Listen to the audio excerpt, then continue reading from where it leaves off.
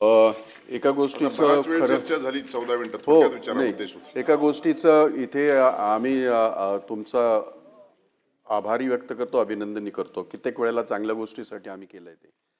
एका व्हॉट्सअपवरच्या मेसेजने आपण त्याचा कॉग्निझन्स घेऊन तात्काळ त्याच्यावर जी कारवाई आता आपण करायला निघालेले आहात त्याबद्दल तुमचं मनापासून या ठिकाणी मी कौतुक पण करतो आणि आभार पण व्यक्त करतो.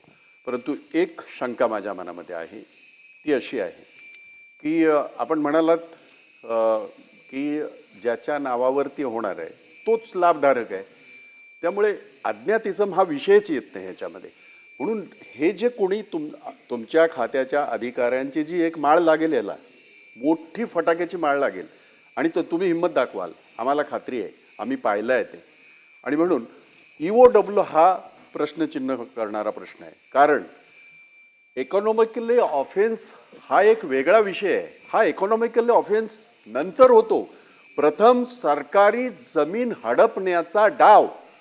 त्यामुळे आपण ह्याच्यात पूर्णतः याच्याजवळ चर्चा करून माझा त्याच्यामध्ये सजेशन असं आहे की CID चौकशी ती तेवढ्याच ह्याच्या करता EOWकडे हजारो प्रकरणं प्रलंबित आहेत आणि मग ते हे काय होईल हे आपण आता अधिवेशनापुरतं बोलत राहू.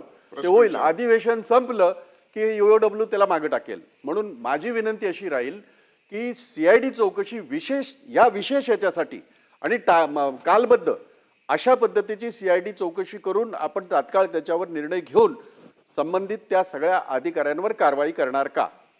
नाही, भाई केरकरजीचं सजेशन बरोबर आहे. कारण गुन्हा दाखल झाला आहे. आता आर्थिक गैरव्यवहार याच्याकरता झाला नाही आहे की 200 कोटीचा होणार होता, झाला नाही. त्यामुळं CIDकडे प्रकरण वर्क करून 3 महिन्याच्या आतमध्ये याची चौकशी पूर्ण करण्याकरता आज मी माननीय मुख्यमंत्र्यांची चर्चा करून तसे आदेश आपण काढू. प्रवीण दरेकर लास्ट. सन्माननीय महसूल मंत्र्यांनी चांगलं उत्तर दिलं आणि या खात्यातही चांगल्या प्रकारच्या गोष्टी सुरू आहेत, याबद्दल त्यांचं अभिनंदन करतो. परंतु इथे तुम्ही संभाजीनगरच्या सगळ्या जागांसंदर्भात SIT नेमलेत. इथे तर तुम्हाला गुन्हा दाखल केलेला आपण आणि हे कुणाचं तरी अधिकाऱ्यांशी सॅटेलाइट असल्याशिवाय व्हॉट्सअपवर नुसतं जातं आणि 200 कोटीची जागा उद्या जर दुर्लक्ष झालं असतं तर तुमची शासनाची जागा हडप झाली असती. त्याच्यामुळं माझी आपल्याला काही विनंती, हे का फक्त तिकडे संभाजीनगर नाही, पुण्यात अशाच प्रकारचं आहे, मुंबईत तेच होतं आहे. मागेही आपल्याला मी बोललो की रेव्हेन्यूच्या प्रचंड मोठ्या प्रमाणावर जागा आहेत. आमच्याकडे बावधनला तर पुण्याला एक तो मालक राहतो परदेशात, इथं रजिस्टर्ड जागा करून टाकली. नंतर लक्षात आल्यावर होतं, पण तो हे होऊच नाही म्हणून प्रिकॉशनरी मेजर्स आपल्याला मंत्री महोदय त्या ठिकाणी घ्यावे लागणार आहेत. म्हणून सभापतींच्या माध्यमातून मी विनंती करतोय की हजारो करोडो रुपयाच्या जागा आज शासनाच्या आहेत. कोणी त्याच्यावर अतिक्रमण करतंय, कोणी खोटे दस्तऐवज त्या ठिकाणी करतंय. मी तर अनेक उदाहरणं देईन, पण सभागृहाचा वेळ घालवत नाही. तर तुम्हाला इथे आयडेंटिफाय झालेलं आहे, या संबंधित रेव्हेन्यूचे अधिकारी असो, पोलिसांचे आहेत का बघा, अशा प्रकारचं रॅकेट आहे का बघा, तात्काळ त्यांना जेलमध्ये टाका. तुमच्या या चौकशा वगैरे होईपर्यंत लोकांचा, आता मागच्या अधिवेशनात मला 2 SIT दिल्यात, अजून ती गठीत पण झाली नाही. क्रीडा मंत्री इथे नाहीत, ते आल्यावर मी बोललो असतो. त्याच्यामुळं आहेत क्रीडा मंत्री. त्याच्यामुळे क्रीडा माझी मंत्री सभापती बसलेच आपण शेजारी. वेळ दिलात, त्यांना एवढीच विनंती आहे, याच्यावर तात्काळ कारवाई करून त्यांना जेलमध्ये टाका. तर विश्वास बसेल, दुसरा धाडस नाही करणार. त्याच्या चौकशा एवढ्या हे झाल्यात ना बोथट, की चौकशांना घाबरतच नाहीत कुठले अधिकारी. तर तुम्ही ॲक्शन आत्ता इथून साहेब जाहीर करा, तर त्याचा परिणाम राज्यात होईल. तर ती विनंती आपल्याला या ठिकाणी. मंत्री महोदय. प्रवीण दरेकर साहेबाचं सूचना बरोबर आहे, पण याच्यामध्ये 2 भाग आहे की जे भाई गिरकरजींनी सांगितलं की CIDच्या माध्यमातून भाई फक्त भाई म्हणले ते.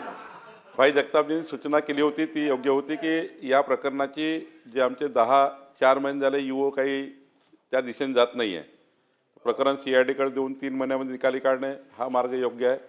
दुसरं आपण जी सूचना केली की SIT संभाजीनगरमध्ये ज्या अशा मोठ्या प्रमाणावर सरकारी जमीन लाटण्याचा प्रयत्न झाला त्याबद्दलची एक वेगळी SIT मी माननीय मुख्यमंत्र्यांची चर्चा करून याच आठवड्यामध्ये SIT तयार करू.